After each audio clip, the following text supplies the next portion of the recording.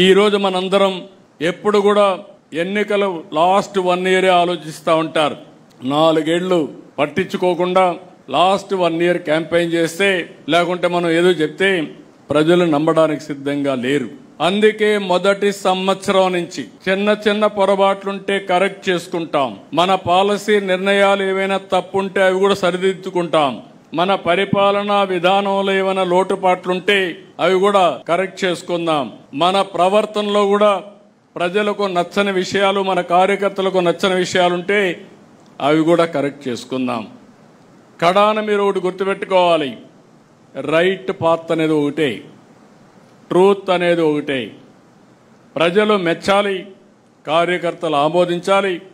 Telugu Desam party ఎన్నికలప్పుడు ఏ majority వచ్చిందో దానికంటే అనునిత్యం ఇంకా మెజారిటీ పెంచుకునే విధంగా ప్రజా విశ్వాసాన్ని పెంచుకోవడం కోసం మనం పనిచేస్తున్నామని చెప్పి కూడా నేను మీకు తెలియజేస్తున్నా.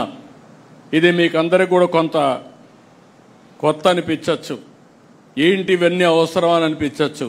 కానీ మనం చేసే పనులు నేను డిఫరెంట్ టైమ్స్లో డిఫరెంట్ చేశాను. ఒకప్పుడు 95లో మీరు ఒక్కసారి చూస్తే నేను వస్తున్నానంటే రాష్ట్రంలో అందరూ భయపడిపోయేవాళ్ళు. ఎక్కడ హెలికాప్టర్ ఎక్కుతానో తెలియదు. ఐఏఎస్ ఆఫీసర్లు కానీ, మన మంత్రులు కానీ, మన ఎమ్మెల్యేలు కానీ అందరికీ భయం ఉండేది.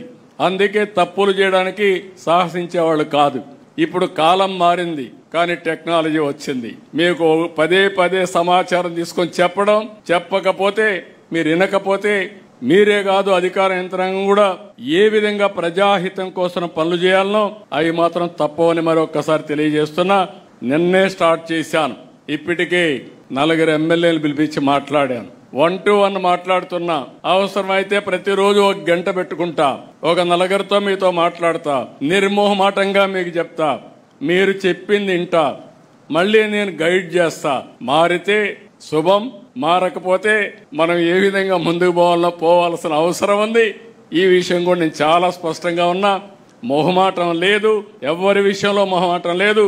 నా విషయంలో కూడా చెప్తున్నా, నా కార్యకర్తలు ఎక్కడ నా కాన్స్టిట్యూన్సీ తప్పులు చేసినా వాళ్ళని పక్కన పెట్టడం తప్ప చెప్పిన తర్వాత మార్చుకునే విధానంతోనే ముందుకు పోతామని చెప్పి కూడా నేను మీకు తెలియజేస్తున్నా.